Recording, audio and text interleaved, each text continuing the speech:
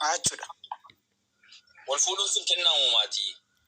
Kennaa uumamaa miti wacha kashamu. Uumaa sana keessa tokkoffaati wantoota ejjennoo ati fudhattee deemtu jira sii galee fakkeenyaaf hin horattaa of keessaa sana booddee kophaa jiraachuun of course nama kamittuu shamarraniif dhiiraafis baay'ee cimaadha. No. Namni kamuun jiraachuun danda'a. Dhaggeeffadhu kophaa jiraachuun danda'a. Namni irra caalaan isaa kan inni wal fuudhuuf gaa'eluma wanti jechisiisu tokko keessa wal quunnamsiisaa laati. Wal quunnamsii galee. Nama bakkeetti goota beeki yooni. Bakkeetti goota. Kosuma dhaqa. Namni kan inni wal fuudhu sanaafidha bakka. Waan asiis dhaqee achis dhaqii sanaaf wal fuudha jalqaba irratti. Malee dhiirri tokko dhufees baanachiisee nan si dhiisee deema. So kun maalidha beektaa?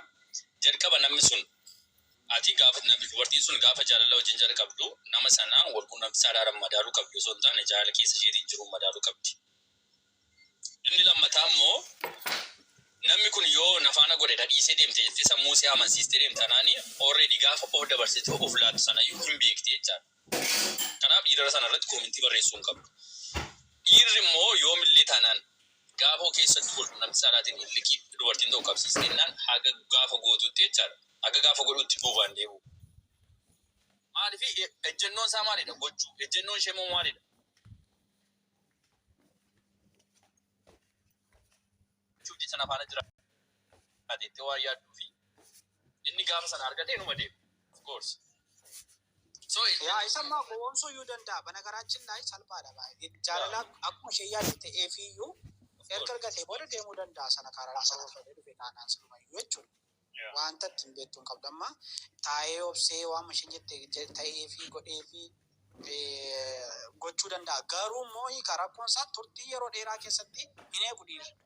Inni waan si dhibu wanti keessattuu immoo wanti simmeetiin dhufu kun jechaadha. Illi keessi qabsiisa waan jaalalaa tasumaan ilaalu sii galee taatii deemutti maalidhaan ishee amansiisee godhu duwwaatee ni yaadu. No, ilaa akkama dhabee taate amma fakkeenyaa fi ishi mucaan kun amma sididdee jennu. Ishiin kun jechuudha. Ijatti ishee ilaaltuu fi akkaataa itti ishee taasoftuu fi ittiin janajjantu baay'ee karaa leezii ta'e yeroon isin jedhu booda bakka dhimma isheen qabdu wanta sanas qubaa soba yaadduuf sobdee torbeetti si'a tokko yookaan lama sadii bilbilu. Immoo waan nafa faana ciisuu dhiiseef immoo kan koomiti yookaan. Shumeedhaa faana ciisaa jettaa biikaa. Zum jedhaa faana ciisaa jettaa. Shumeedhaa ciisaa jala jettaa. Wal faana ciisuun ejjennoo biraati. Galee ofii kiyyan gammachiisaa na gammachiisaa ittiin gammadaa jedhi sammuu kee amansiisi deeme malee yoo na faana godhi kiyyeettee duukaan kun. Baay'ee gammadu. Maaliif gammadu? Dhugaa kee dubbatte galatoomii. Akka maal dubbanne? Sammuu kee amansiisiiti enjoyin godha jedhii maseeni keessa seenirraan kan hafe yoo kana godhe namni kuniin kiyya ta'a jettee hin godhu. Isin maalidha beektu dhiira tokko jaalalaan qabachuu barbaaddu osoo hin taane jaalala isin kan ittiin qabuu barbaaddanii already yoo duukaa godhe kiyya ta'a jettanii waan yaadanii hidhattanii duukaa gootu sun garuu dadhabinaa. Jaalalli hojirra fuudhaa hiika. Akkeessi yaaddu baay'inaan. Jaalala isin kan ittiin qabuu. Hiika gaaffii tokko si gaafadhu. Baddanii. Esti hiika gaaffii tokko gaafadhu. Hiika shiikiin tokko baay'ee bareeddii.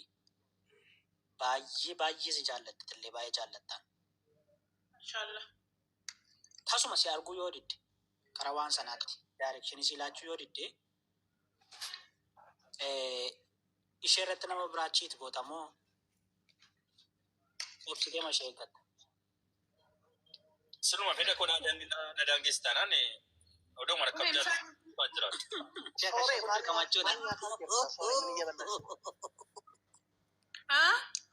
Qonnaan dirqama dachaara eegaa. Sinuma fedha sana na daangeessitanaan jechuun fedha kiyya na daangeessitu wanta hin barbaadu tokko na daangeessitanaan kiyya miti jechaadha.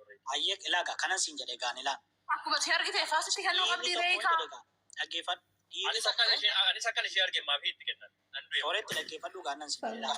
Dhiirri tokko durbi tokko hagamaa bareedduu dhiirri jechuudha. Waan ta'e tokko irraa barbaadee dhabeera taanaan haga fedhe haa jaallatu dhiisee deema. Serious. Hiikaadhaan qabdee dhaa dandeessa. Dhiirri haga fedhe yoo bareedu. Alhamdulillah. Elaa akkamina beektaa soore yaadii yoonii sofiidha amma fakkeenyaa fi na dhaggeeffadhu nam tokko jaallattee fakkeenyaaf hin gaafatta osoo hin taane yoo baay'ee gaafa jalqabaa beektaa miiruma keessa si gashaa odooma wajjin taphattu odooma maal jettu miira sana keessa. Baay'ee miira keessa galtee hiikaati. Ekspiriyaansii isaa qabu. No, ani maa dhugaa kaakaa awaama kaakaa kun gursirraa malee ani ammallee nam tokko qabaatu. Kana irratti garuu Abiguutu yaada kenne baay'ee tokko natti tola nama guddaa wanta tokko. Sooretti akkamidha beektaa dhiirri tokko jechuudha. Isuma sirriin sitti amma kun ijoollee durbaa biratti beekamu dhiisuu danda'a baay'inaan jechuudha. Dhiirri tokko waama ta'e tokko siin jedhee wanta sana sirraa dhaba taanaani nama wanta sana godhuuf barbaadan. Isa ammaa duwwaatu miti.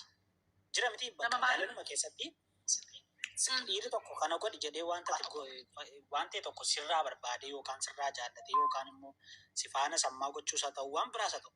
Waama ta'e tokko sirraa hin dhaba taanaani yaadisaa siin cheet gochuutti gadi seenaa tun jaallate.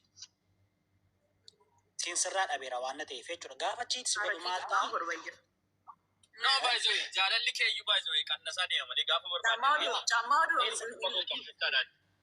Gaafa sirraa waan dhabu akkamtaa beektaa dhiirri dhugaa rabbi sirraa fagaachaa deema bakka jibbaa deemaan maaliif bareedina kee minaamini kan ilaalinati isa dhimma isaan qabu dhiirri dhugaa rabbi jaallateera taanaan wanti tokko sirraa fedhee gaafa obsee dadhabu ituma jaallate lafa si buusaa deema bakka. Kan isaaf akka garaa amma inni nadhiisee deebitu maa kana eegaree ani xiqqoo akka obsu gooneen. Maanni isu ijoollee. Kaakan jira karaa saataa irra dhugaa. Ilaa gaata kana durba araadaa duwwaatu danda'a waan akka danda'a. Maawan siin jedhee beektaa? Dhaggeeffadhu. Sanaan baay'ee shamarran jiddummaa beektaa? Shamarran cimtuu taate koo sanaan injifachuu dandeessi beek. Sanaan injifattee naan dhiirri abbaan fedhee duuban deemu. Qabiin injifattaan ta'e ba Yesuus Kiristoos. No, sana dheeraa turuu beektaa? Injifachuu jechuun sa'a dheeraa turuu yookiin isaa amansiisuu osoo hin taane akka itti gammadu gochuu dandeessi taateenna. Ani nageenye kanan dhaga'uus hin jiru isni torkin na qabe. Anis dhagaan jiru garuu rakkoo hin qabu inni ilaa akkana beektaa soorratti. Dhiira tokko jechuudha fakkeenyaaf durbi baay'ee biltii taate hundaan dhiirri tokko akka saspeensi yeroo hundaa ishee faana jiraatu akka inni ishee dhiisee deemu gochuu dandeessi jira miti kan saadha taanaan jechuudha. Fakkeenyaaf simbira yoo fudhatte jechuudha simbirri ilmoo ishee gaafa nyaachistu bakkeerra gaafa raammoo fiddee dhuftu maal gooti beektaa akkuma fiddee dhufte afaan isheetti hin darbattu. Jalqaba afaan ishee keessa gadi keessi keessa ol fuutii keessa gadi keessa ol maaliif beektaa? Aga afaan ishee sun gorora yaafatutti jechuudha. Gaafa gorora baafatu sana maal ta'a? Raammoo sana nyaachuun liqimsuuf hin ta'aafi jechuudha. So durbi dandeettii kana qabaachuu qabdiisin jechuu barbaade. Dhiira tokko qabuudhaafi akka inni si dhiisee hin deemne gootee saspeensiisa gootee garuu immoo guutummaa guutuutti immoo akka inni si baqatu immoo hin godhin. Giggimmi hin jedhin jechuu barbaade. Giggimmi durbi tokko. Akkasii miti asirratti jechuudha. Hodiidhuma nagaa bara kana. Dhiirri fedhii foonii argannaan bakka akkasumatti si wajjin jiraachuu barbaada malee jireenyaanis hin barbaadu haadha manaas godhachuu hin barbaadu. Isarratti si jibbaadee jaalala sii qabu hir'isa malee kabajni sii qabu iyyuu hin irraata ijoolleen shamarranii shawwadamee. Suni muraasa dhagaasti ilaa akkam dhabeettaa? Dhiirri qoymee yoon hiika. Anti waan akka namaa jedhamas yaaggaxxamee ati mirirri si godhani mi'aanaa nyaatu dhugaa rabbii. Rabbii fuumirri si godhamee rabbanaa nyaatu. Si dhaqqabee waan hunduu jechuun tokko jaalaa akkana si godhanii lakkime dhugaa rabbii akkanitti taasise kanaaf dhiifama garuu anaan manna sodaachiste geetaan maal godhumoo? Amma intala yeneenis cinaa jirtu san carraa kannaaf intala duuba jirtu san gad jirtu san carraa maal yeneenis irraa ekspiriyaansii fudhadhamee qoy maaltu baddeeti? ኤክስፔሪንስ ያስፈልግሽም እኮ ለምን እየጠየቀን አይደል እንዴ? ጠይቅ እንጂ ጠይቅ እንጂ እንማማር እንተዋወቃለን ወይ?